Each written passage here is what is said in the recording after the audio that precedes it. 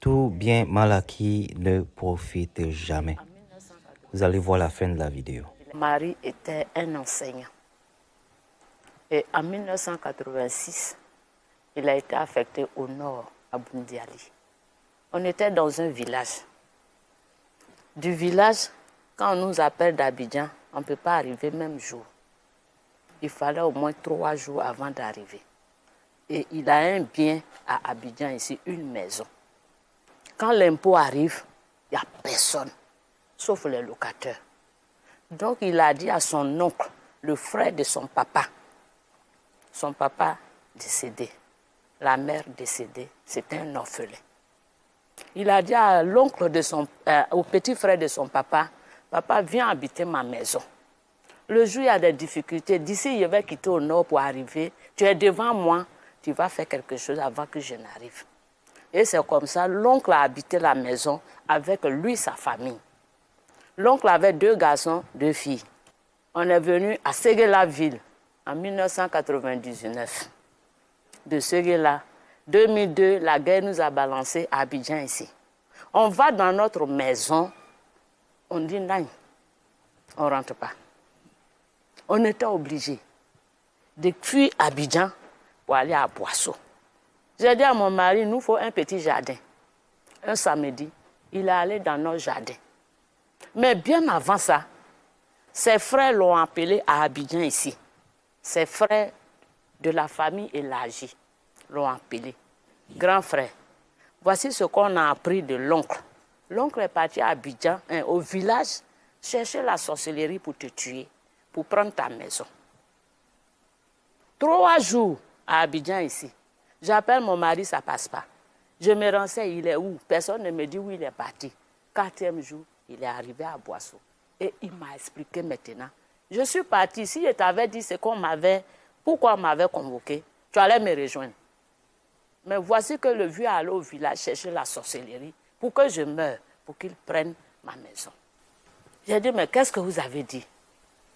Mes frères m'ont parlé. On est allé au tribunal de Plateau pour voir un juge pour lui expliquer. Le juge leur a dit, qu'est-ce qui prouve que tu dois mourir, qu'on veut te tuer? Il n'y a pas de preuve. Ce vieux en question, bagage qu'il allait prendre au village, tellement c'était lourd sur lui, son corps a commencé à quitter. Il est devenu comme un lépreux. Et sa belle-mère, qui était dans ma maison ici à Abidjan, lui a dit que, je t'ai dit que tu ne peux pas prendre ça là-haut. Viens, on peut le faire à Abidjan ici. Alors ce samedi, mon mari s'en va dans notre jardin. C'est là-bas qu'on l'a ensommé. Ce samedi soir-là, je suis une choriste, je m'en à la chorale. À mon retour de chorale, 1h du matin, il m'a crié d'une voix forte. Maman, on a dit on va me tuer, on m'a tué. Et cette voix est rentrée dans mon sommeil. Je me suis réveillée. J'ai dit, mais qui va te tuer? Ah, le problème pour lequel on t'a appelé à Abidjan, c'est ce que tu es en train de me dire. Maman, 3 fois, on dit on va me tuer, on m'a tué. L'homme est tombé. Je l'ai habillé. Le mettre au dos, à Boisseau, il y a un quartier qu'on appelle le TP. Le mettre au dos de TP jusqu'au sud. Il n'y a pas eu de taxi. Mon mari sur mon dos. On est allé à l'hôpital. Arrivé là-bas, on dit mon mari doit aller à l'urgence. L'homme reste, c'est le cœur seul qui bat. Déjà, il était dans le coma. Samedi, dimanche, lundi matin, on est venu sur Trècheville, au sud de Trècheville. Le professeur Ezani a été mon papa spirituel. Il dit, maman Kelly, j'ai dit oui. Il dit, je vais faire tous les examens pour toi, mais il n'y a pas de place ici. Je ne sais pas où j'ai gardé ton mari. On nous a envoyés à l'hôpital des fonctionnaires au plateau. Du plateau, on n'a pas eu place. On dit, je suis de Yopougon. C'est sur les petites planches comme ça, là. J'ai fait coucher mon mari. Le temps que celui qui a la réanimation va quitter, le temps que celui qui a l'urgence va quitter, mon mari va rentrer. Lundi, mardi, j'appelle la famille d'Abidjan ici. Venez, votre fils est malade. Ils disent qu'ils n'ont pas de transport. Et moi, je leur ai expédié le transport. Mercredi matin, quand ils sont arrivés, les chrétiens méthodistes étaient derrière moi. Prière sur prière, jeune sur jeune. Quand les deux parents, là, monsieur et madame, sont entrés où mon mari était, dès qu'ils sont sortis, je suis entrée derrière eux, sur le sang. Le sang commençait à jaillir dans les narines de celui qui est dans le coma. Dans ses oreilles, le sang sortait. Même dans l'œil, le sang sortait. C'est qu'ils ont commencé, ils sont venus terminer. C'est pour vous parler que la sorcellerie existe. J'ai pris mon mari de là pour l'envoyer à la morgue d'Anyama. Ce que je devais payer, j'ai payé. Concernant la maison, mon mari a donné une partie à son oncle. Il a donné une partie à sa maman, qui est la femme de l'oncle. Les enfants même avaient leur partie. C'est une grande cour. Et moi, mon mari, ses locataires m'ont appelé.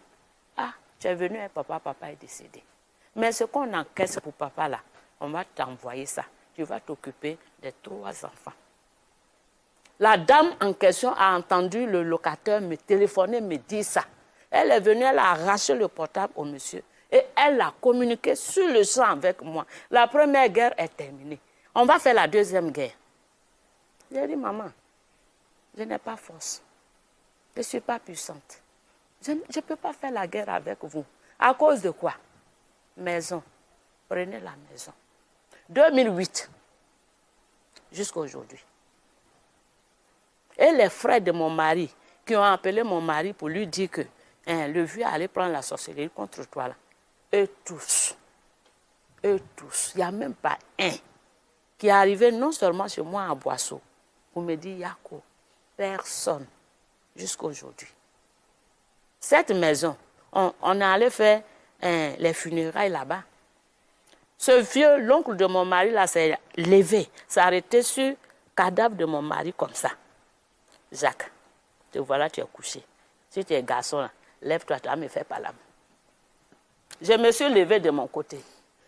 J'ai dit, Jacques est parti. Toi, tu es Dieu. Mais moi, mon Dieu que j'adore, là, il n'est pas resté dans le tombeau.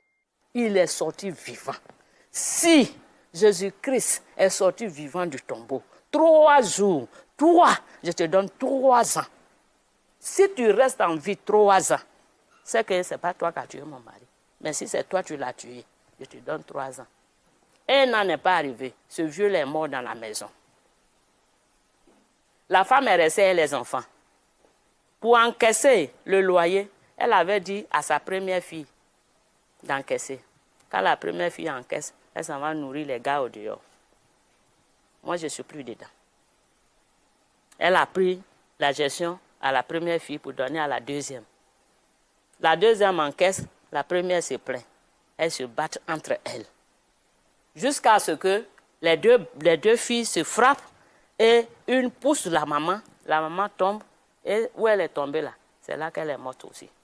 Tout bien mal acquis ne profite jamais.